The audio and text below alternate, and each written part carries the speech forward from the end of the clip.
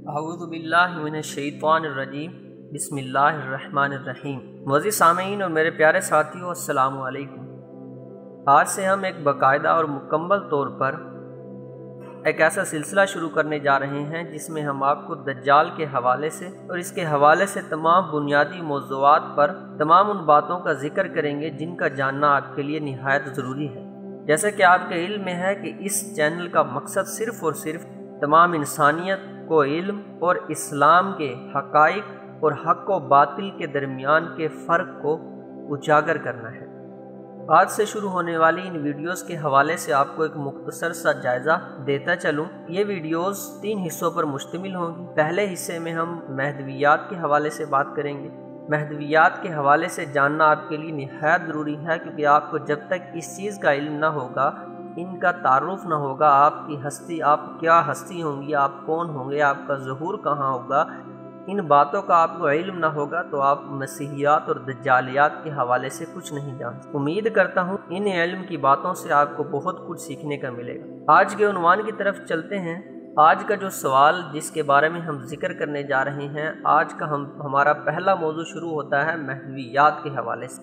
میرے پیارے ساتھیوں، سب سے پہلے سوال جو ہر ذہن میں ابھرتے ہیں مہدویات کے حوالے سے، مہدیت کے حوالے سے کہ حضرت مہدی کون ہوں گے، ظہور کے بعد کیا کریں گے، حضرت مہدی کب ظاہر ہوں گے، یہ وہ چند اہم سوالات ہیں جو ہر ذہن میں پوشیدہ ہیں یا ظاہر ہیں۔ لیکن اس سے پہلے میں آپ کو چند اہم تعارف پیش کرتا چلوں کہ حضرت مہدی کون ہوں گے، ان کا غائبانہ تعارف کیا ہے اور ان کا حاضرانہ تعارف کیا ہے۔ میرے پیارے ساتھیوں، حضرت مہدی کا غائبانہ تعارف تو متعین ہے کہ وہ حسنی سادات میں سے ہوں۔ اب حسنی سادات کیا ہے اس کے بارے میں آپ کو آگے تفصیلی تذکرہ آپ کے سامنے پیش کرتا ہوں۔ ان کا نام محمد یا احمد اور والد کا نام عبداللہ ہوگا۔ مہدویات کے محقق علامہ سید برزنجی فرماتے ہیں، مجھے ان کی والدہ کے نام کے بارے میں کوئی صحیح روایت نہیں ملی۔ اور میرے ساتھیوں، آپ کو یہ بات علم میں ہونی چاہیے کہ ہم جو چیز آپ کے سامنے پیش کریں گے وہ تمام حقائق پر مبنی ہوگی اور تسلی بخش ہوگی۔ اگر آپ کو کسی قسم کا شک و شبہ ہو تو آپ ہم سے رابطہ کر سکتے ہیں، آپ ہمیں ای میل کر سکتے ہیں، ہم آپ کے ہر سوال کا جواب تسلی بخش اور شک و شبہ کے بغیر تصدیق کے ساتھ فراہم کرنے کی بھرپور کوشش کریں گے۔ بات چل رہی تھی حضرت مہدی کے حوالے سے کہ ان کا غائبانہ تعارف کیا ہے۔ ان کی والدہ کے نام کے حوالے سے کہا جاتا ہے کہ ان کا والدہ کا نام آمنہ تحریر کیا جاتا ہے۔ مہدی ان کا نام نہیں، لقب ہے جس کے معنی ہدایت یافتہ کے ہیں، یعنی امت کو ان کے دور میں جن امور کی ضرورت ہوگی اور جو چیز اس کی کامیابی اور برتری کے لیے ضروری ہوگی، اور پوری روئے زمین کے مسلمان بے تحاشا قربانیاں دینے کے باوجود ان چند چیزوں کے نہ ہونے کی وجہ سے کامیاب نہ ہو رہے ہوں گے، حضرت مہدی کو قدرتی طور پر ان کا ادراک ہوگا، ان کو علم ہو جائے گا ان چیزوں کے حوالے سے، اور وہ ان کوتاہیوں کی تلافی اور ان چند مطلوبہ صفات کو بآسانی اپنا کر امت کے لیے مثالی کردار ادا کریں گے، اور چند مسلمانوں میں اور چند سالوں میں وہ کچھ کر لیں گے جو صدیوں سے مسلمانوں سے بننا پڑ رہا ہوگا۔ میرے پیارے ساتھیوں، وہ پہلے سے پیدا نہیں ہوئے، وہ عام انسانوں کی طرح ہی پیدا ہوں گے۔ 40 سال کی عمر میں امت مسلمہ ان کو اپنا قائد بنائے گی اور ان کے ہاتھ پر بیعت کر کے کفر کے برپا کردہ مظالم کے خلاف وہ عظیم جہاد شروع کرے گی جس کا اختتام عالمی خلافت اسلامیہ کے قیام پر ہوگا۔ معزز سامعین، حضرت مہدی کا وہ تعارف ہے جو آپ اکثر احادیث میں سنتے ہیں یا پڑھتے ہیں۔ ان کا حاضرانہ تعارف کیا ہے، اس سلسلے میں آپ کو میں بتاتا چلوں۔ سب سے پہلے یہ بات یاد رکھنی چاہیے کہ وہ شخص سچا مہدی کبھی ہو ہی نہیں سکتا جو مہدی ہونے کا دعویٰ کرے۔ دعویٰ مہدویت اور حقیقی مہدویت میں آگ اور پانی کا تضاد ہے۔ اس کے کئی دلائل ہیں، کیونکہ جھوٹے مدعی ہر دور میں فتنہ پھیلاتے رہے ہیں۔ ہمارے زمانے میں بھی اس روحانی منصب پر فائز ہو کر دنیاوی مفادات بٹورنے والوں کی کمی نہیں، لہٰذا ہم جھوٹے مدعیوں کے فتنے کی تردید میں چند مضبوط دلائل پیش کرنے کی کوشش کرتے ہیں۔ پہلی بات، مہدویت ایک روحانی منصب ہے۔ حضرت مولانا پیر ذوالفقار احمد نقشبندی دامت برکاتہم اکابر کا ایک مقولہ نقول فرمایا کرتے ہیں، تصوف کے میدان میں مدعی کی سزا پھانسی ہے۔ پھر بات یہ ہے کہ حسنی سادات کو ظہور مہدی کا انعام ملا ہی اس لیے ہے کہ وہ اپنے جائز دعوے اور حق سے دستبردار ہو گئے، تو اب سچے مہدی کے لیے دعوے کے ذریعے یہ منصب حاصل کرنے کی کیا گنجائش رہ گئی ہے؟ تفصیل یہ ہے کہ نواز رسول سیدنا حضرت حسن رضی اللہ تعالیٰ عنہ عظیم ایثار کا مظاہرہ کرتے ہوئے سیدنا حضرت معاویہ رضی اللہ تعالیٰ عنہ کے حق میں خلافت سے دستبردار ہو گئے تھے اور محض مسلمانوں میں اتفاق اور صلح کی خاطر اپنا یہ حق چھوڑ دیا۔ معزز سامعین، اس کے بدلے میں آخر زمانے میں جب امت کو اتفاق و اتحاد کی ضرورت ہوگی تو اللہ تعالیٰ انہی کی اولاد میں سے ایک مجاہد اور عظیم لیڈر عالمی سطح پر خلافت کے قیام کے لیے منتخب فرمائیں گے، کیونکہ یہ اللہ تعالیٰ کا قانون ہے کہ جو شخص اللہ تعالیٰ کی رضا کی خاطر کوئی چیز چھوڑ دیتا ہے تو اللہ تعالیٰ اس کو یا اس کی اولاد کو اس سے بہتر چیز عنایت فرما دیتے ہیں۔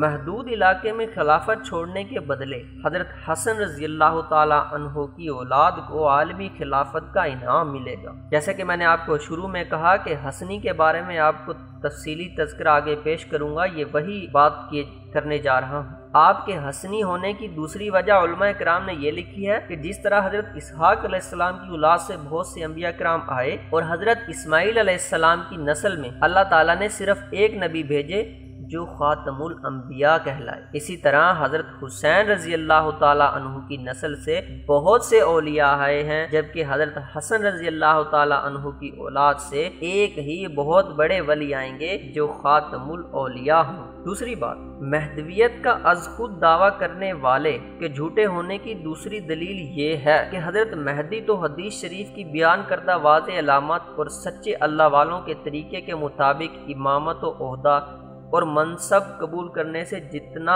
ان سے بن پڑے گا گریز کریں گے، حتیٰ کہ وہ 7 علماء جو دنیا کے مختلف حصوں کہا جاتا ہے کہ پاکستان و افغانستان، ازبکستان، ترکی، شام، مراکش، الجزائر اور سوڈان، ان علاقوں سے حضرت مہدی کی تلاش میں آئے ہوں گے اور ہر ایک کے ہاتھ پر 310 سے کچھ اوپر افراد نے بیعت کر رکھی ہوگی اور یہ سب مل کر اس شخص کو تلاش کر رہے ہوں گے جس کے ہاتھ پر بیعت سے امت میں اتحاد و اتفاق کی فضا قائم ہوگی، مرکزی قیادت نصیب ہوگی، فتنوں کا خاتمہ ہوگا، یورپ کے صلیبوں اور امریکہ و اسرائیل کے یہودیوں کی سازشیں دم توڑ جائیں گی اور حکومت الہیہ قائم ہوگی۔ یہ سب اہل علم بھی ہوں گے اور اپنی اپنی جماعت سے موت تک جہاد کی بیعت بھی لیے ہوں گے۔ معزز سامعین، یہ ساتوں حضرات مل کر حضرت مہدی کو حرمین میں تلاش کریں گے۔ جب حضرت مہدی تک پہنچ جائیں گے اور ان میں تمام علامتیں پائیں گے تو تصدیق کے لیے ان سے پوچھیں گے، آپ فلاں بن فلاں ہیں؟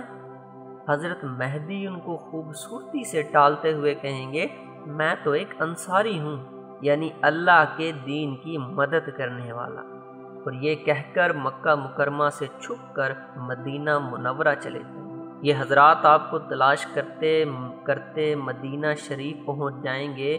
حضرت مہدی امامت کا عہدہ دیا جانے سے بچنے کے لیے ان سے چھپ کر پھر مکہ مکرمہ آ جائیں گے۔ یہ علماء کرام بےتاب ہوں گے کہ ہم نے دنیا بھر میں جہاد کیا، اصلاحی کوششیں کی، جان مال عزت آبرو کی بے حساب قربانیاں، لیکن منزل پھر بھی ہاتھ آ کے نہیں دے رہی۔ کفر کا زور ٹوٹ رہا ہے، نہ کفریات کا غلبہ ختم ہو رہا ہے۔ امت کو جس قائد کی ضرورت ہے جس میں عقل و سوجھ بوجھ بھی ہو، جرأت و شجاعت بھی ہو اور قدرت کی طرف سے ہدایت و نصرت بھی، اس کے قریب پہنچ کر بھی ہم پھر محروم رہ گئے۔ یہ آپ کو کھوجتے کھوجتے پھر حرم میں مکی آ پہنچیں گے۔ اس طرح 3 چکر حرمین کے درمیان لگیں گے۔ آخر کار یہ تیسری مرتبہ حضرت مہدی کو ہجر اسود کے پاس جا لیں گے۔ آپ کعبے کے ساتھ چمٹ کر چہرہ کعبے کی دیوار پر رگڑتے ہوئے امت کی حالت پر رو رہے ہیں۔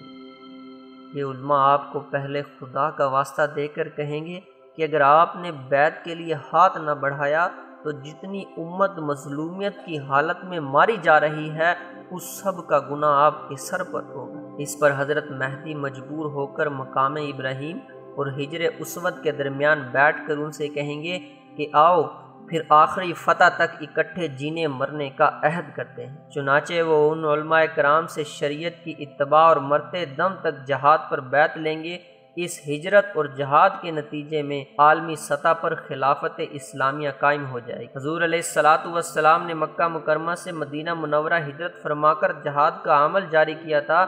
حضرت مہدی مدینہ منورہ سے مکہ مکرمہ ہجرت معکوس فرما کر جہاد کی سنت کو پھر سے زندہ فرمائیں گے اور مسلمانوں کی امیدوں، تمناؤں اور خوابوں کو تعبیر مل جائے گی۔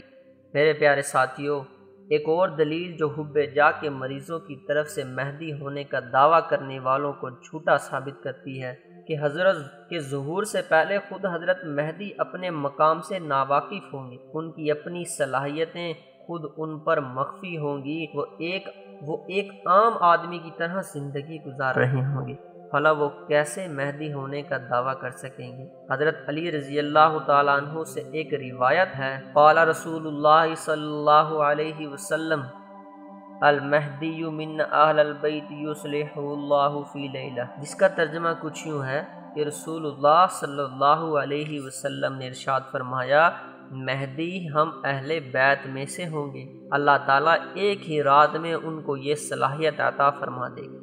اس حدیث کی تشریح میں شیخ عبد الغنی دہلوی فرماتے ہیں، یعنی اللہ تعالیٰ ایک ہی رات میں اچانک ان کو امارت اور خلافت کی یہ صلاحیت عطا فرما دے گا۔ حضرت مولانا بدر عالم میرٹھی مہاجر مدنی رحمہ اللہ تحریر فرماتے ہیں، ایک عمیق حقیقت ہے، ایک گہری، ایک پختہ حقیقت اس سے حل ہو جاتی ہے، اور وہ یہ ہے کہ یہاں پر بعض ضعیف الایمان قلوب، بعض ضعیف قلوب، بعض کمزور دل لوگوں میں یہ سوال اٹھ سکتا ہے کہ جب حضرت مہدی ایسی کھلی ہوئی شہرت رکھتے ہیں تو پھر ان کا تعارف عوام و خاص میں کیسے مخفی رہ سکتا ہے؟ اس لیے مصائب و آلام کے وقت ان کا ظہور کا انتظار معقول معلوم نہیں ہو سکتا، لیکن اس لفظ یصلح اللہ فی لیلۃ نے یہ حل کر دیا کہ یہ صفات خواہ کتنے ہی اشخاص میں کیوں نہ ہو، لیکن ان کے روحانیت مشیت الہیہ کے ماتحت اوجل رکھی جائے گی، یہاں تک کہ جب ان کے ظہور کا وقت آئے گا